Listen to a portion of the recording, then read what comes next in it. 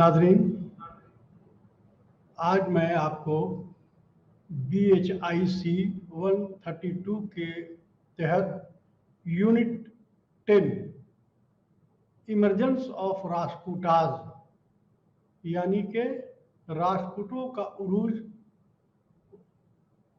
किस तरीके से दक्षिणी हिंदुस्तान में देखने को मिला, हम इस पर आज रोशनी डालेंगे। नाज़रीन, सबसे पहले अगर हम ये देखते हैं कि राष्ट्रकूटाज जो हुक्मरान था उसका तवारीख में अहमियत का हामिल क्यों है और इस तवारीख को पढ़ना आम इंसानों के लिए क्यों ज़रूरी है, मैं इसके ऊपर रोशनी डालने से पहले मैं सबसे पहले राष्ट्रकूटों का जो इमरजेंस हुआ मैं इस पर रोशनी डालना चाहूँगा। सबसे पहले आप देखेंगे कि 750 से लेकर 1206 ईस्वी तक मिडेवल हिस्ट्री के नाम से जाना गया और ये जो हम ये समझ सकते हैं कि हर्षवर्धन हुक्मरान के ज़वाल पजीर होने के बाद हिंदुस्तान में कुछ ऐसी हुक्मरानें थी जो लगातार ये चाहती थी कि उत्तरी भारत के ऊपर खासकर कन्नौज, जिसको हिंदी में कानीकुब्ज और के नाम से जाना जाता है, इसे हासिल करने के पीछे तवारीखदानों ने जो कहा है कि गंगा, जमुना और सरस्वती जो 3 नदियां थी बहती थी, इससे इक्तिसादी हालात बहुत तेजी के साथ मजबूत होने के वजह कर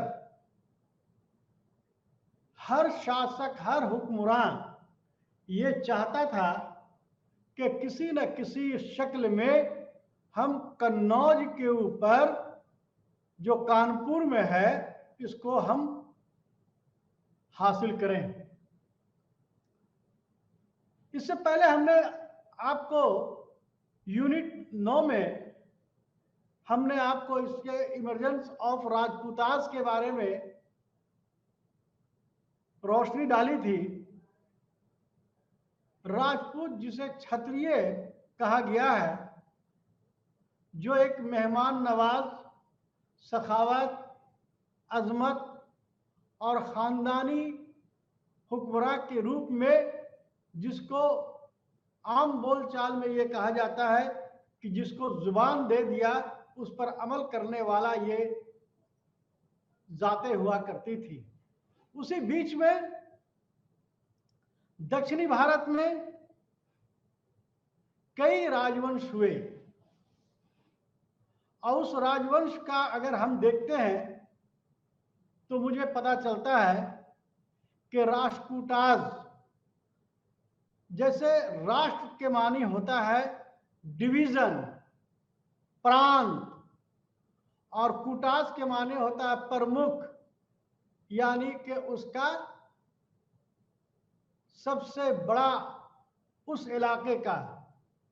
यह मान लिया जाए कि इसे कदीमी तवारीख में अगर तहसीलदार का नाम अगर कहा जाए कि राष्ट्रकूटाजों का ये काम था कि तहसीलदारी करना, तो ये कहना गलत ना होगा। अब सवाल ये उठता है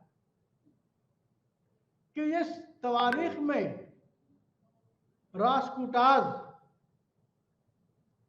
की अहमियत का हामिल क्यों है। सबसे बड़ी बात यह है, मैं इस पर रोशनी डालने से पहले मैं आपको बताना चाहूंगा कि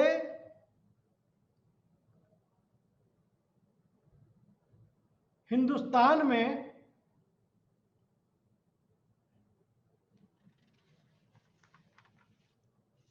जो हुक्मरान थे वो लगातार कन्नौज को हासिल करने के लिए वो लड़ाई लड़ रहे थे।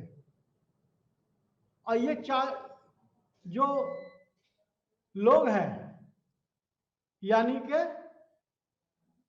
राष्ट्रकूटाजों का, अगर आपसे कोई भी आदमी ये पूछ दे तो ये कौन थे, तो चालुक्य हुक्मरानों का एक जागीरदार था, सामंतवाद था। जागीरदार किसे कहते हैं? जागीरदार उसे कहते हैं कि जो राजा का, हुक्मरान का एक डिवीजन का वो अपने, जैसे आज का गवर्नर किसी भी रियासत का गवर्नर होता है, उसी के हैसियत से एक सामंत होता था। तो बादामी, चालुक्य बादामी जो थे वो उसका ये आखिरी सामंत था। और दंती दुर्ग जो उसका जो है सबसे पहला फाउंडर हुक्मरान हुआ। नाज़रीन, मैं आपको बताना चाहता हूं, अगर आपसे कोई पूछ दे कि बादामी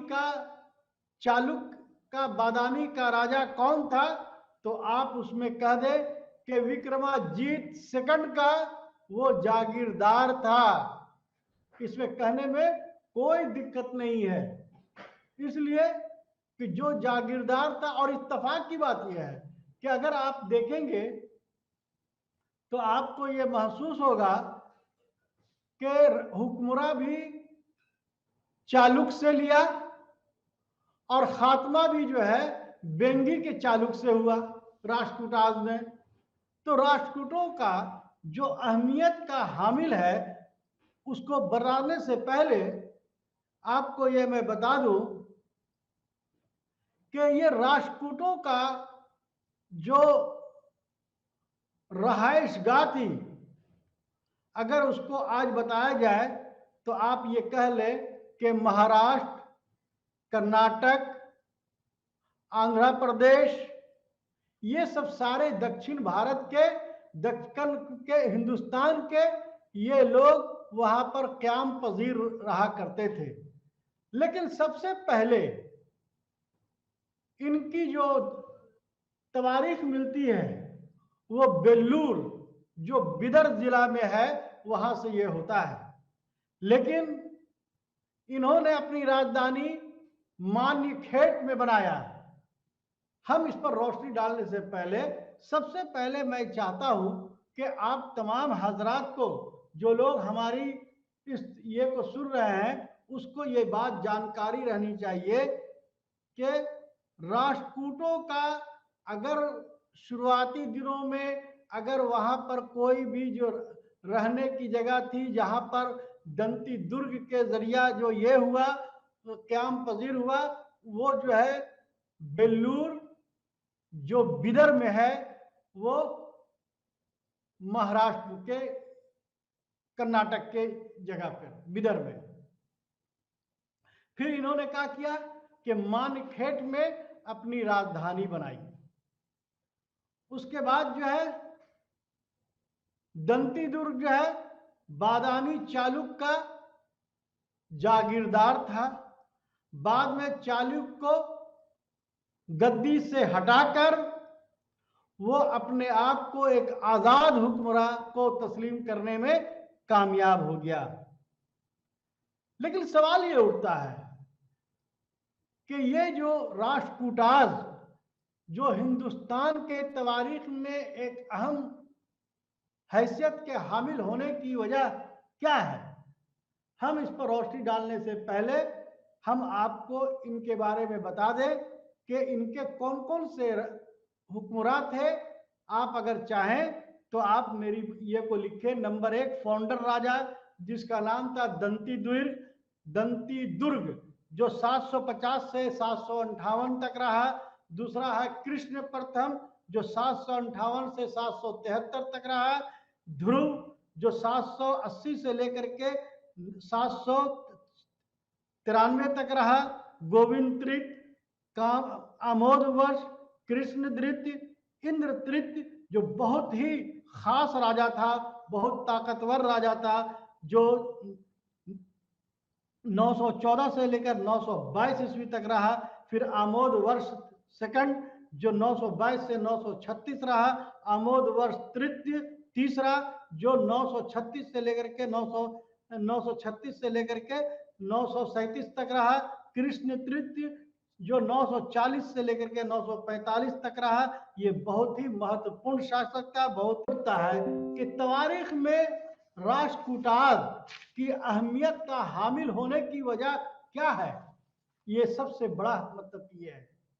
हजरत गिरामी, आप तमाम लोग जानते हैं कि 8वीं सदी से लेकर 10वीं सदी तक 3 हुक्मरानों का लगातार कई सालों तक कन्नौज जो उत्तर प्रदेश में है उसको हासिल करने के लिए लड़ाइयां लड़ी गई।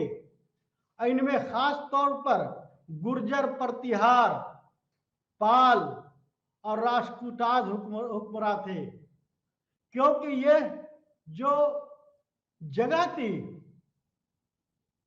लिटरेरी और ट्रेड एंड कॉमर्स के लिए और एक उत्तरी भारत में मजबूती हासिल करने के लिए इसको जीतना बहुत ही जरूरी था। इसीलिए तमाम हुक्मरानों ने लगातार कोशिश किया कि इस कन्नौज के बहाने पूरे हिंदुस्तान यानी उत्तरी हिंदुस्तान में किस तरीके से हम हुकूमत कर सकते हैं। इसके लिए मेरा अपना ख्याल है कि करीब करीब 150 से 200 सालों तक लड़ाई चलती रही, यानी कि जितने भी हुक्मरान आए वो उसको हासिल करने के लिए जिसका नाम है ट्रिपरटाइट स्ट्रगल, त्रिपक्षीय संघर्ष, यानी कि एक चीज को हासिल करने के लिए 3 राजाओं के बीच में लड़ाइयां होती थी। वो लड़ाई जो मतलब कि ये जो है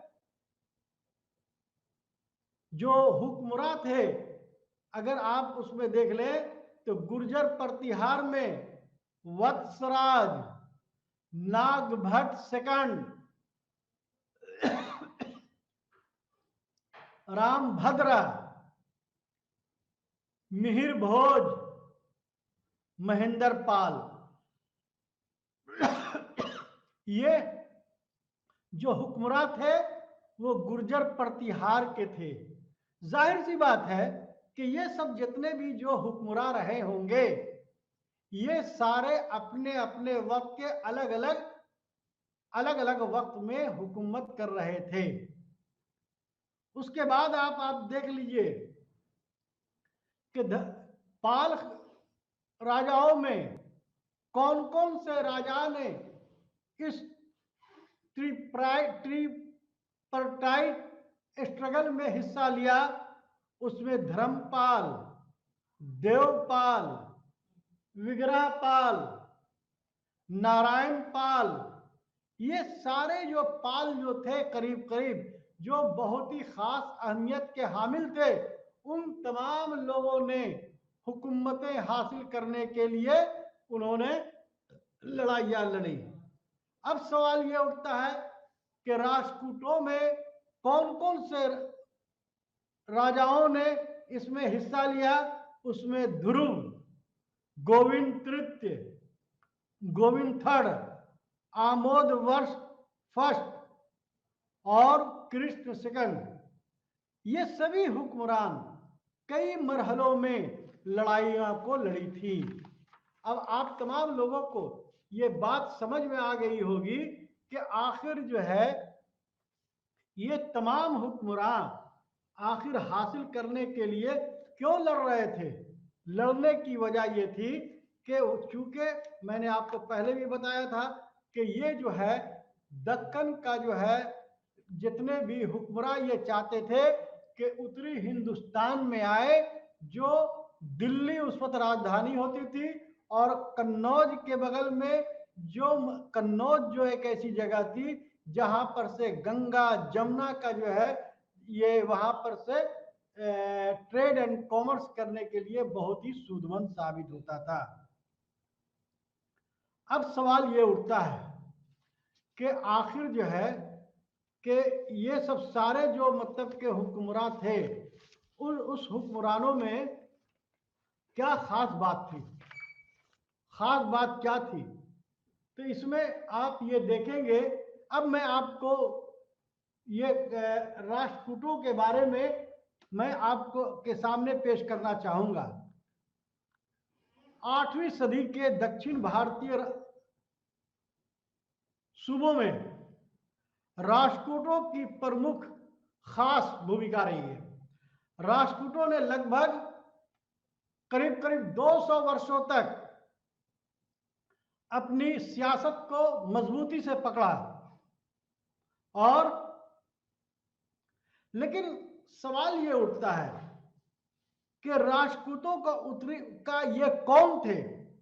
राष्ट्रकूटों की ओरिजिन के सिलसिले में प्रोफेसर अल्तेकर का विचार है, का ख्याल है कि राष्ट्रकूट अशोक के अभिलेख में, अशोक के इंस्क्रिप्शन में रठिक के वंशज, रठिक वंशज के माने जाते हैं, जिन्हें सातवाहन के इंस्क्रिप्शन में मराठियों का नाम से जिक्र किया गया है। कुछ और भी जो तवारीखदानों का मानना है कि राष्ट्रकूट जो थे वो यादव जाति के थे,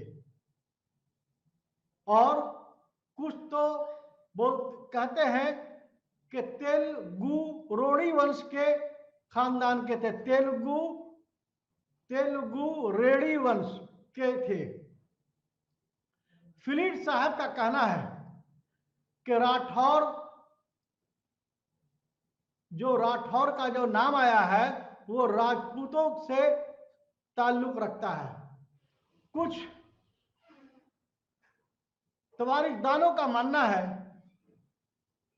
कि राष्ट्रकूट आंध्र प्रदेश के किसान थे।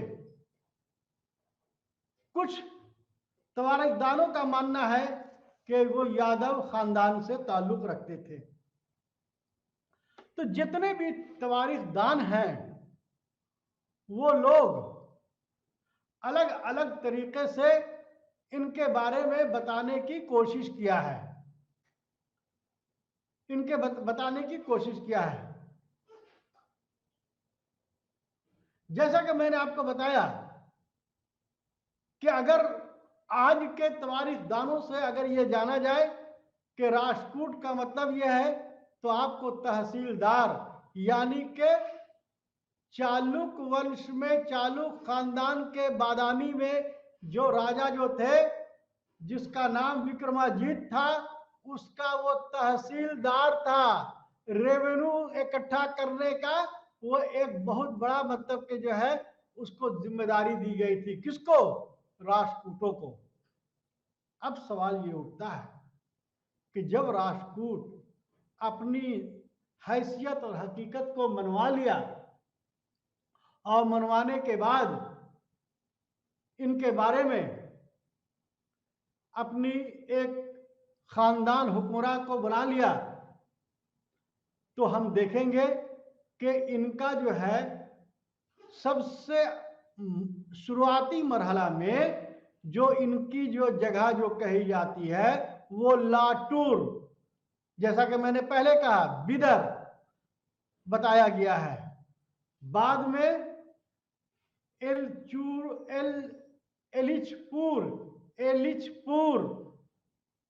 एलिचपुर जो बरार में है, और अल्तेकर साहब ने जिसको ननराज का वंशज भी कहा है।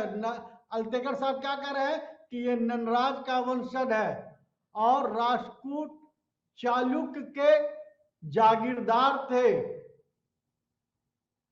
लेकिन इनकी कमजोरी को देखते हुए, इससे फायदा उठाते हुए इन्होंने अपने आप को आजाद हुक्मरान तस्लीम करा दिया। 7वीं सदी में इंद्र नामक राजा ने चालुक्य खानदान से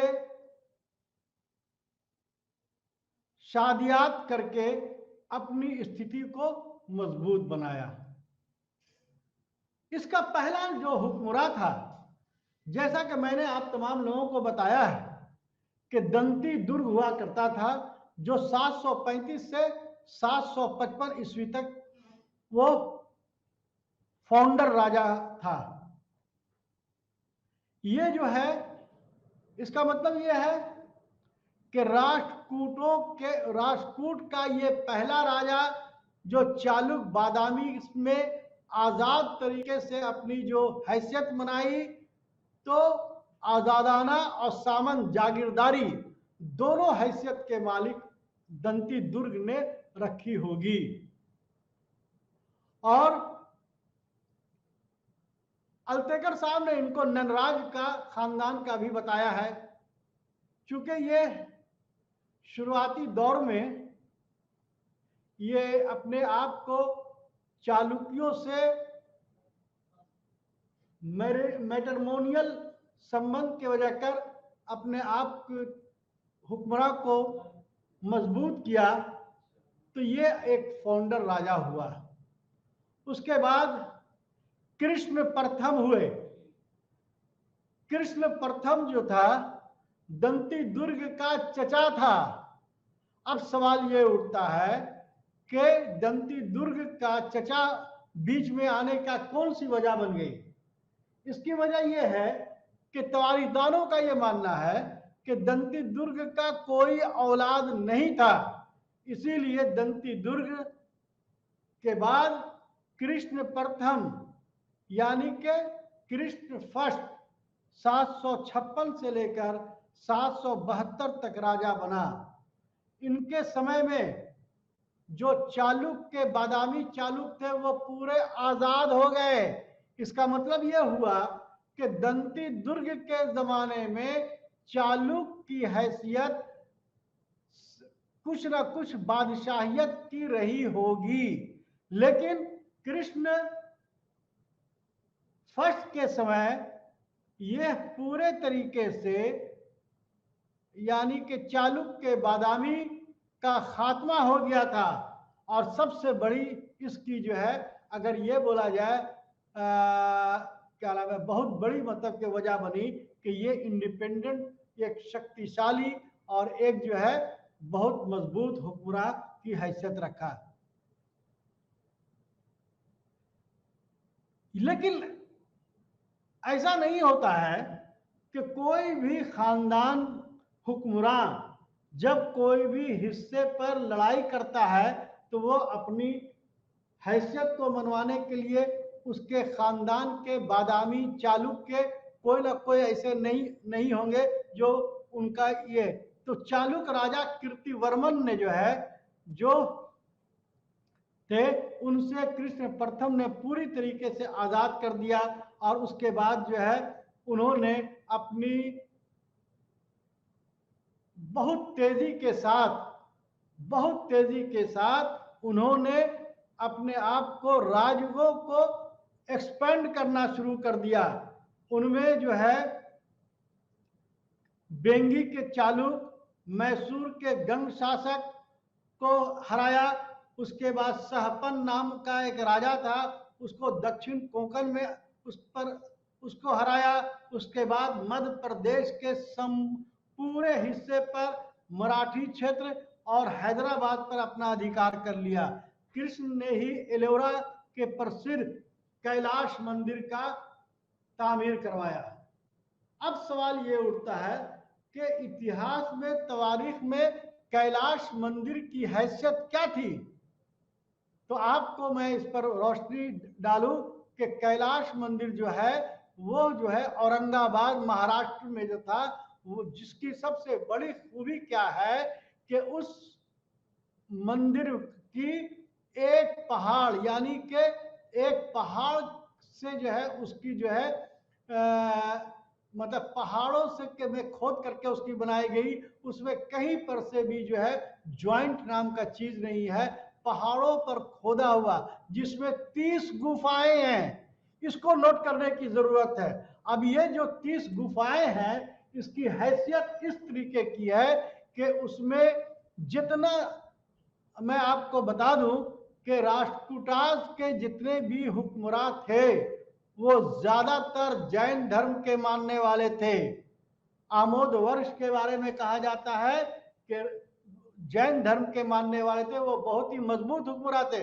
लेकिन मेरा ये अपना मानना है कि राष्ट्रकूटों का जो सबसे बड़ी बात यह है कि वो तमाम धर्मों को प्राशय देते थे, तमाम धर्मों को वो अपनी ये क्या नाम है ये में अलग मुकाम देते थे। ब्राह्मण धर्म में शैव धर्म और बौद्ध धर्म और जैन धर्म, ये तीनों धर्मों का आप अगर देखेंगे तो वहां पर आपको उसका उस कैलाश मंदिर में आपको देखने को मिलेंगे। ये जो है 30 गुफाओं में बना है और सभी पर जो है उसमें चित्रकारी बना हुआ है, जिसमें तरह तरह के जो है फन कला आर्ट देखने को मिलेंगे। इसलिए कृष्ण प्रथम का सबसे पहला ये है कि इसने जो है कैलाश मंदिर को, जो औरंगाबाद महाराष्ट्र में है, इन्होंने एलोरा में एक कैलाश मंदिर बनवाया।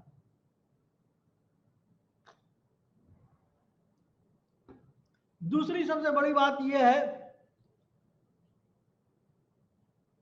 कि इसके बाद गोविंद थर्ड 773 से लेकर 780 तक राजा रहा। लेकिन इस बीच में ये जो हुक्मरान था वो बहुत ही ज्यादा अहमियत के हामिल नहीं रहा। उसके बाद ध्रुव जो राजा बना वो करीब करीब 8-9 साल तक, यानी कि 780 तक उसने हुकूमत की। वो एक मजबूत हुक्मरान था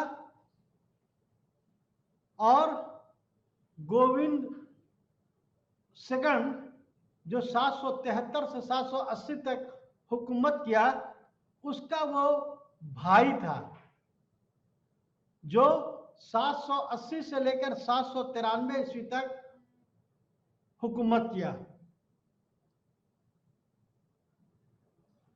ध्रुव जो था वो एक बहुत ही मजबूत हुक्मरान था और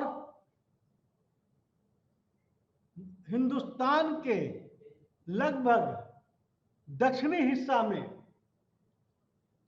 हिस्सा में वो बहुत तेजी के साथ अपने आप को हैसियत मनवाने में कामयाब हो गया था।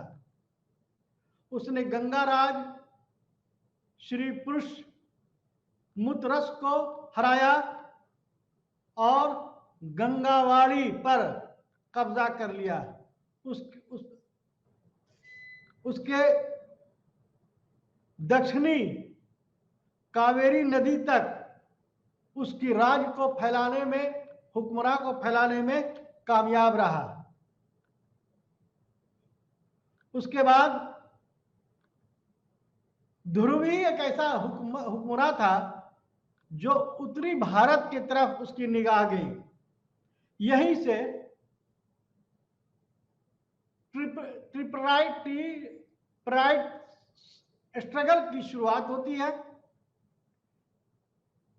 और इसमें जो है पाल, गुर्जर प्रतिहार और राजपूत खानदानों ने बहुत तेजी के साथ हिस्सा लिया।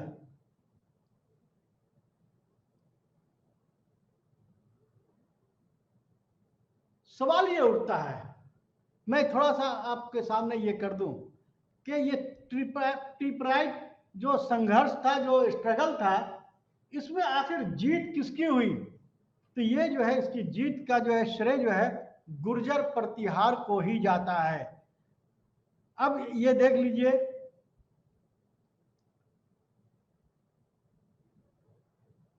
अब जो है ये ध्रुव जो है गुर्जर प्रतिहार राजा वत्सराज को झांसी मध्य प्रदेश के जगह पर बुरी तरीके से हराया और बाद में क्या हुआ कि गुर्जर प्रतिहार के राजा जो वत्सराज थे, वो पाल राजा धर्मपाल से भी इनका सामना हुआ। तो इस तरीके से हम देखते हैं कि बहुत तेजी के साथ जब कोई भी हुक्मरान आगे बढ़ता था तो एक राजा एक चीज को हासिल करने के लिए दूसरे राजा जो है वहां पर आ जाते थे। धर्मपाल भी ध्रुव को बल्कि हरा दिया। ध्रुव के इस काम से उत्तरी भारत के, उत्तरी हिंदुस्तान के राजाओं को भी भयभीत होना शुरू हो गए, आतंक होना शुरू हो गया और भारत के उत्तरी भारत अस्थायी रूप से वो दक्षिणी सियासी लोग वहां पर कब्जा करने का तहैया कर लिया था। अब ये तो हो गया, ध्रुव हो गए। तीसरा जो सबसे अहम जो राजा हुआ वो हुआ गोविंद थर्ड। ये जो राष्ट्रकूटों का सबसे इंपॉर्टेंट राजा था, जो 783 से लेकर 814 ईस्वी तक इन्होंने हुकूमत किया। अपने पिता की गद्दी को रिटायरमेंट लेने के बाद अपने भाइयों के प्रति आपसी कलह संघर्ष बहुत तेजी से बढ़ गया और कन्नौज पर जब गोविंद थर्ड जब वो गए वहां तो उसके भाई जो है ध्रुव ने इनको चैलेंज दे दिया, जिससे गोविंद थर्ड जो है वो फिर जो है वहां से कन्नौज से वापस हो गए और वापस होने के बाद जो है वहां पर कन्नौज में गुर्जर प्रतिहार राजा जो था वो नागभट्ट लिख लीजिए, जो राजा जो था वो नागभट्ट सेकंड को वहां पर कुछ दिनों के लिए उसने वहां पर छोड़ दिया, यानी कि नागभट्ट मतलब के वहां पर ये हो गए।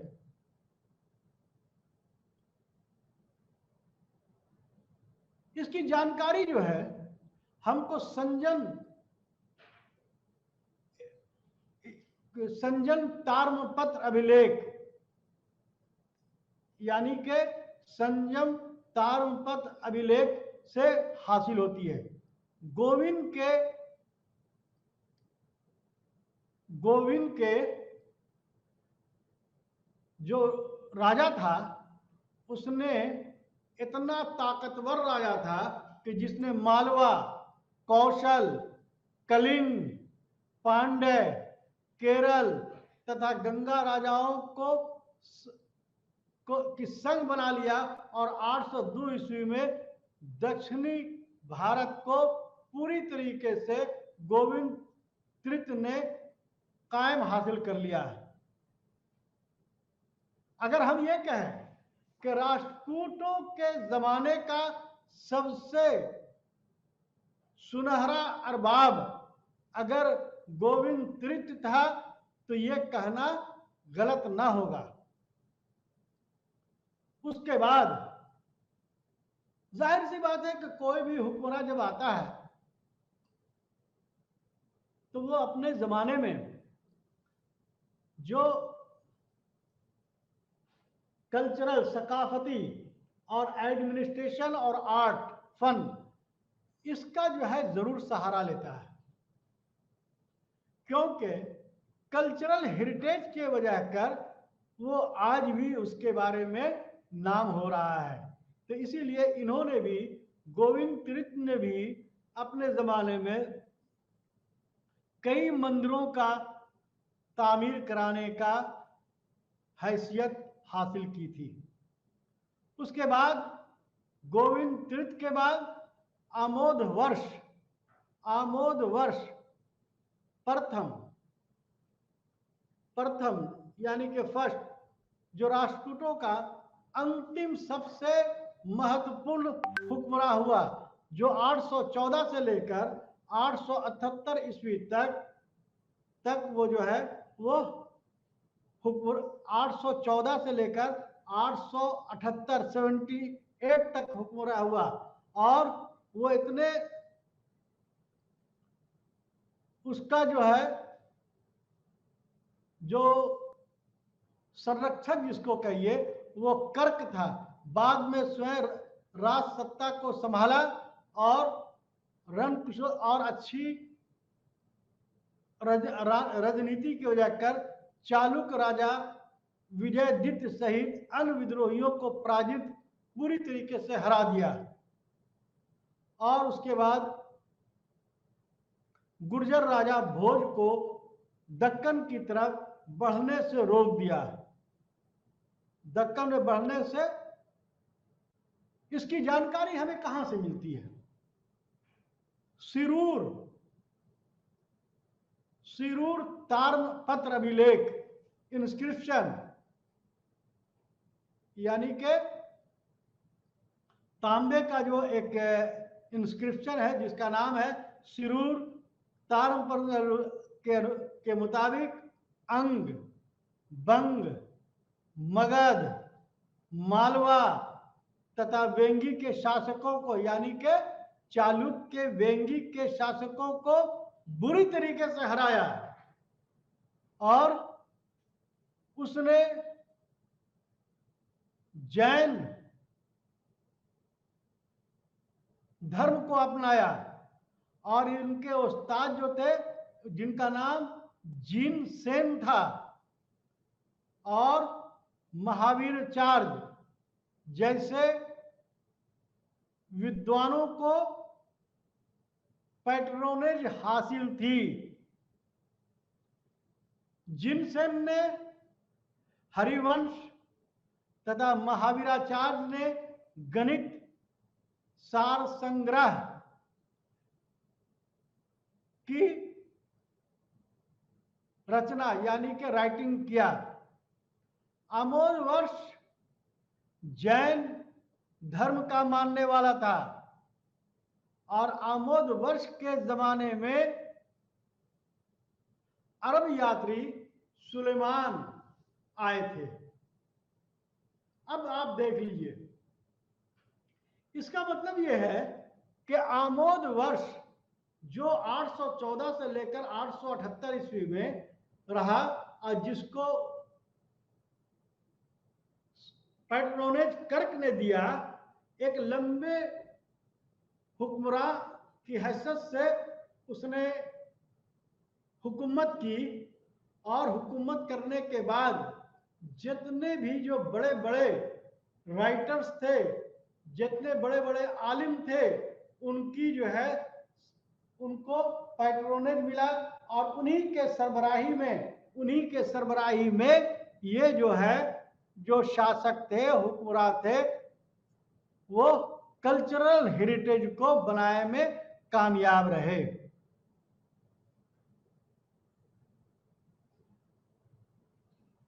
नौवीं सदी में राष्ट्रकूटों का जो है जवाल पजीर होना शुरू हो गया और कृष्ण सेकंड जो 878 से 914 ईस्वी तक अनेक मतलब बहुत ज्यादा लड़ाइयां लड़ी, जिसमें राष्ट्रकूटों की शक्ति जो है दिन ब दिन कम होती गई और वेंगी के चालुक्य राजा भीम को हराया। परंतु चोलों और गुर्जरों से उसकी हार होती गई और इंद्र थर्ड 914 से 917 ईस्वी तक, गोविंद फोर्थ को 927 से 936 ईस्वी तक, आमोद वर्ष तृतीय 936 से 939 ईस्वी तक महत्वपूर्ण शासक थे। लेकिन ये लोग महत्वहीन हो गए, यानी कि बहुत कमजोर शासक हो गए। इसके बाद आप देखिए कि कृष्ण थर्ड जो 939 से 967 ईस्वी तक राष्ट्रकूटों का जो है वो हुक्मरान रहा, और ये अंतिम मतलब के ये क्या नाम है, कृष्ण थर्ड जो 967 से 972 तक समय में परमारों ने राष्ट्रकूटों की राजधानी मानखेड़ पर हमला कर दिया और कर्क 972 से 975 ईस्वी वंश का खात्मा हो गया। अंतिम राजा था, यानी कि 975 तक अब राष्ट्रकूटों जो है का वो जो है वो योग्य। अब जो सामन चालुक्य बादामी से शुरुआत हुई थी, वही चालुक्य तैलब यानी के अंतिम राजा कल्याणी चालुक्य की स्थापना हुई 975 में, और 2 सदियों तक दक्षिण भारत तक शासन करता रहा। लेकिन सवाल यह है कि सिग्निफिकेंस ऑफ द राष्ट्रकूटास का क्या मतलब है। यह राष्ट्रकूट दक्षिण भारत में एक विशाल राज्य की स्थापना की और 2 सदियों तक उन्होंने मतलब के इसको ये क्या महत्वपूर्ण भूमिका निभाई। अब सवाल ये होता है कि इनकी प्रशासनिक व्यवस्था क्या थी। मैं इस पर भी थोड़ा सा रोशनी डालना चाहूंगा कि राष्ट्रकूटों के अभिलेखों से, इंस्क्रिप्शन से उनके प्रशासन पर खास रोशनी डाली जा सकती है। यानी कि राष्ट्रकूटों ने तमाम शक्तियां यानी कि तमाम पावर्स अपने हाथ में रखा था। इनकी जो है हुकूमत करने की जो प्रणाली थी वो 2 तरह की थी। एक जो थी वो केंद्र प्रशासित क्षेत्रों पर राज करते थे, और दूसरे जो है लोकल क्षेत्र पर जो है जो प्रशासन जो हुकूमत करते थे। केंद्र शासित क्षेत्र में राष्ट्र, विषय, भुक्ति और ग्रामों से विभक्त थे। इन प्रशासनिक इकाइयों के जो प्रधान होते थे, जो बड़े होते थे, उनको राष्ट्रपति कहते थे, विषयपति कहते थे, भोगपति कहते थे। जैसे और भी शासकों में आप देखिएगा, ग्रामपति हो गया, विश्वपति हो गया, उसी तरीके से इन्होंने जो कूटास से जो है इन्होंने राष्ट्रपति का नाम दिया। भारत में आज राष्ट्रपति सबसे सर्वोच्च ओहदा माना जाता है, लेकिन उस जमाने में जो ये थे वो जो कहलाते थे वो क्या कहलाते थे, राष्ट्रपति, विषयपति, भोगपति। नाजरीन, चूंकि ये सब सारे नाम हिंदी और संस्कृत में मतलब के हैं, इसका उर्दू नहीं किया सकता है, इसलिए जो नाम होता है, मान लिया कि किसी का नाम है राम कुमार, अब राम कुमार का उर्दू हम क्या कह सकते हैं। इसलिए आप तमाम लोग इस चीज को नाम जो होता है, जैसे भगवत गीता का नाम उर्दू में क्या कहिएगा, भगवत गीता। रामायण का नाम उर्दू में क्या कहिएगा, रामायण। कुरान शरीफ का हिंदी में क्या कहिएगा। अगर कोई हिंदू कोई बोलना चाहता है कुरान, तो कुरान ही ना बोलेगा। उसी तरीके से ये जितने भी जो नाम हैं और या जितने भी उसके इनके पदवी हैं, उनको आप हिंदी में इसको जानकारी करें, इनको समझें, तब आपको हिंदुस्तान की जो तवारीख है उसको समझने में आपको आसानी होगी। अब आपको देखिए कि अब सवाल ये उठता है कि राष्ट्रकूटों का जो है सामाजिक और समाज में उसकी क्या स्थिति थी। राष्ट्रकूट समाज जो था, जो उस वक्त वर्ण सिस्टम जो थे में, वर्ण सिस्टम में जो 4 ब्राह्मण, क्षत्रिय, वैश्य और शूद्र, ये 4 जो वर्ण व्यवस्था थी, वो वर्ण व्यवस्था थी, उसको लोग मानते थे। लेकिन क्षत्रियों में राजवंशों का, यानी के जो राजा के खानदान के होते थे, उनकी इज्जत और एहतराम समाज में ज्यादा थी। ब्राह्मणों को भी उस वक्त इज्जत थी, लेकिन ब्राह्मण में वो कौन से लोग जो राजशाही के में चाहे तो वो नौकरी करते थे, या जो उनको मशवरा देने वाले जो लोग थे, उनकी भी हैसियत बहुत ही अच्छी थी। तो इस तरीके से आप ये देखिएगा कि ब्राह्मणों की भी स्थिति, हालात वो बेहतर थे, और ब्राह्मणों की जो स्थिति, जो समाज में जो इज्जत थी, उनको औरों के मुकाबले में टैक्स कम दिया करते थे। अगर कोई क्षत्रिय जाति का, अगर वो कोई भी हुक्मरान को टैक्स देता था, तो ब्राह्मण उसको उसका आधा टैक्स देता था। यानी कि ब्राह्मणों की भी इज्जत और वकार बहाल था, उनको अनेक तरह का जो है सुविधाएं हासिल थी।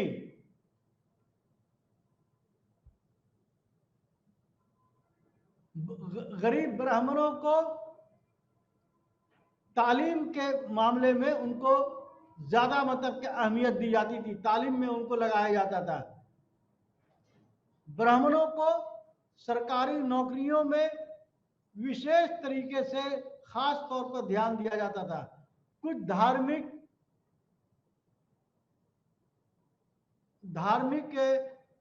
ये क्या नाम है, अनुष्ठान, यानी के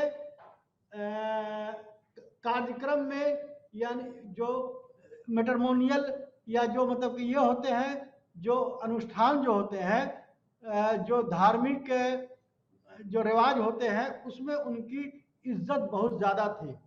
लेकिन ऐसा नहीं, वैश्यों की स्थिति जो है अच्छी नहीं थी, लेकिन शूद्रों की स्थिति में काफी सुधार हुआ था। धार्मिक यानी कि मजहबी किताबें पढ़ने का उनको हैसियत बहाल हो गई थी। अनटचबिलिटी समाज में बिल्कुल खत्म हो चुकी थी, और कहीं कहीं पर जो गांव वगैरह में उसे देखने को भी मिलता था। लेकिन कम उम्र की शादी यानी कि बाल विवाह, यानी कि कम उम्र की शादी का रिवाज कायम था। सती प्रथा और विधवा यानी कि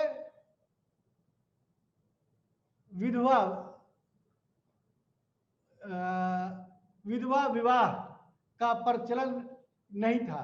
यानी कि जो विडो किस्म की जो औरतें थी, वो दोबारा शादी नहीं कर सकती थी, लेकिन विधवाओं को जायदाद रखने की अधिकार दी गई थी। ये बहुत बड़ी बात है। आप और कोई भी हुक्मरान में ऐसी बात देखने को नहीं मिलेंगी। लेकिन अगर एक बात आपसे पूछ दिया जाए कि राष्ट्रकूटों के जमाने में जो समाज में उसकी क्या इज्जत थी, ये सारी चीजें मैंने आपको बताया। अब सवाल ये उठता है कि इकोनॉमी पावर, यानी कि उनकी जो मतलब के इकोनॉमी स्थिति कैसी थी, उनका जो है खेत जुताई यानी कि फार्मिंग करना, ट्रेड एंड कॉमर्स करना, और खेती को अच्छी से अच्छी फसल पैदा करना, जैसे कपास, चावल, नारियल, सुपारी, ये प्रमुख, ये खास तौर से उपजाए जाते थे। ये कपड़े का उद्योग बहुत तेजी के साथ उस जमाने में तरक्की किया। हीरा जवाहरात का बहुत तेजी के साथ ट्रेड एंड कॉमर्स होना शुरू हो गया। पश्चिम एशिया देशों में व्यापार यानी कि तजारत बहुत तेजी के साथ हुए। और लेकिन सबसे खास बात यह है कि राष्ट्रकूटों के जमाने में कोई भी ऐसा यानी कि सिक्का देखने को नहीं मिला, यानी कि बार्टर सिस्टम उस वक्त तक भी राइज था। अरब के जो कारोबारी थे, ट्रेड एंड कॉमर्स, राष्ट्रकूटों के जमाने में बहुत तेजी के साथ तरक्की हुई। इसीलिए आप देखिएगा कि जितने भी जो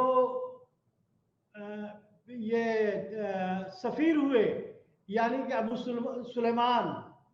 सुलेमान हुए, अबू ज़र हुए, और जितने भी जो मतलब के थे, उनके ज़माने में आना जाना शुरू किया। अब सवाल ये उठता है कि राष्ट्रकूटों का जो है तालीम में उसकी क्या अहमियत थी। राष्ट्रकूट जो है तालीम याफ्ता थे, वो तालीम के बहुत बड़े प्रेमी थे। उन्होंने तालीम हासिल करने के लिए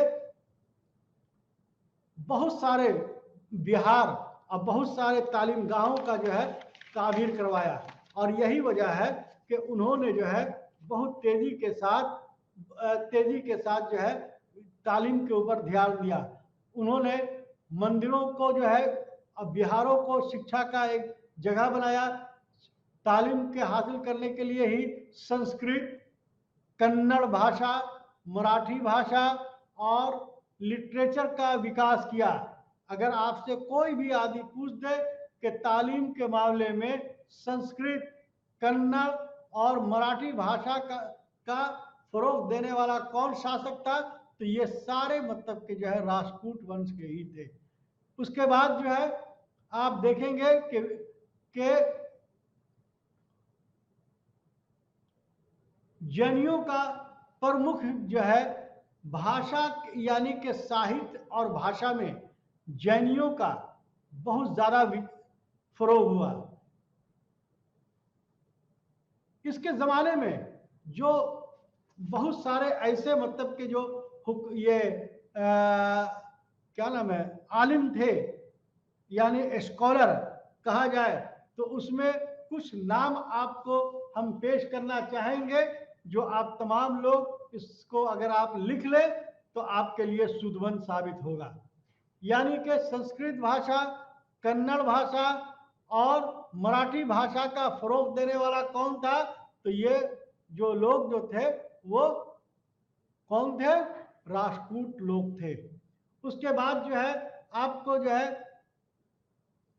जो जैनियों का प्रमुख जो मतलब के कंट्रीब्यूशन था उस दौर में, उसमें जो है कुमारिल जो विद्वान थे, जो तालीम याफ्ता थे, जो स्कॉलर थे, उनका नाम था कुमारिल, वाचस्पति, कात्यायन, अंगिरस, हलायुध, औलंक, विद्यानंद, जिनसेन, प्रभाचंद्र, हरिसेन, गुणचंद्र और सोमदेव का नाम बहुत ही अहमियत के हामिल है।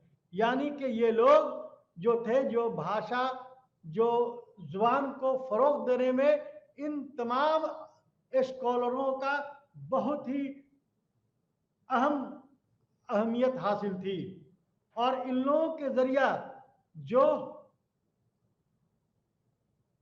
किताबें लिखी गई उसको भी लिख लिया जाए, ताकि आपको ये जो है आसानी हो आपको बताने में।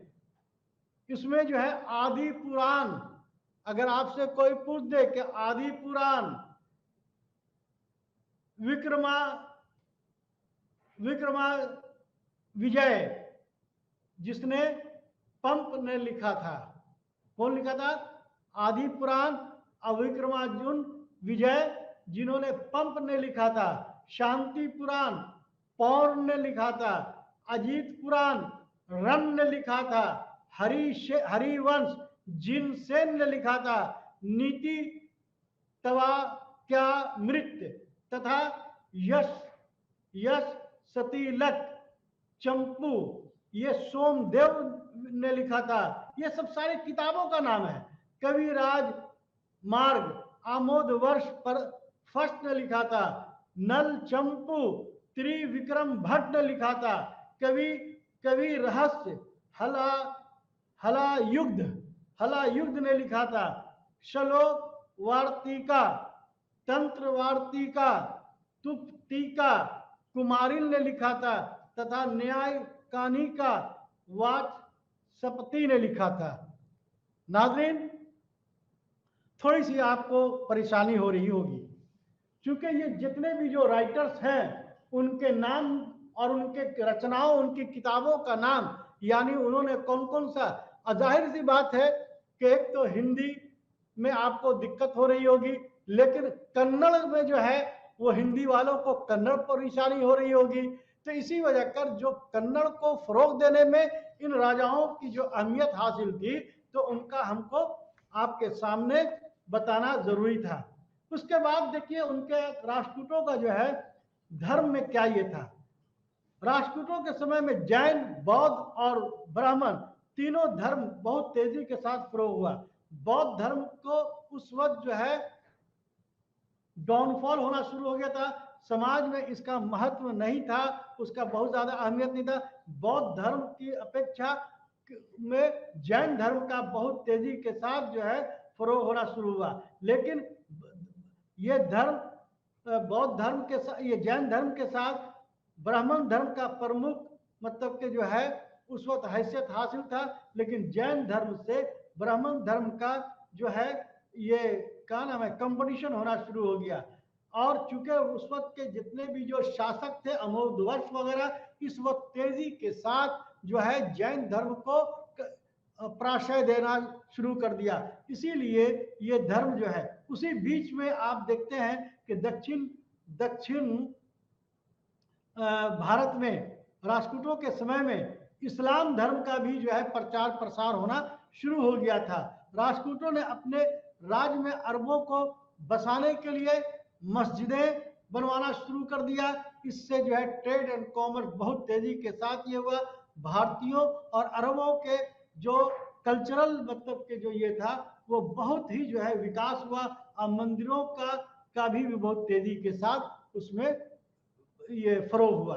अब सवाल ये उठता है कि फन में राष्ट्रकूटों की क्या हैसियत थी।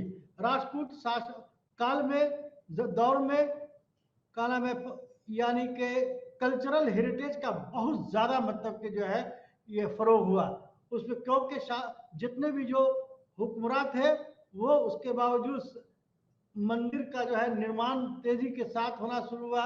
और उसके बाद राष्ट्रकूटों के समय का जो सबसे बड़ा मंदिर जो एलोरा का कैलाश मंदिर है, इसका कृष्ण प्रथम के जमाने में हुआ था, जो चट्टान को काटकर इसके जो एक बड़ा मंदिर का तामीर करवाया था। मंदिर की दीवारों पर बहुत सारे जो है ये आर्ट यानी कि चित्र बनाए गए थे।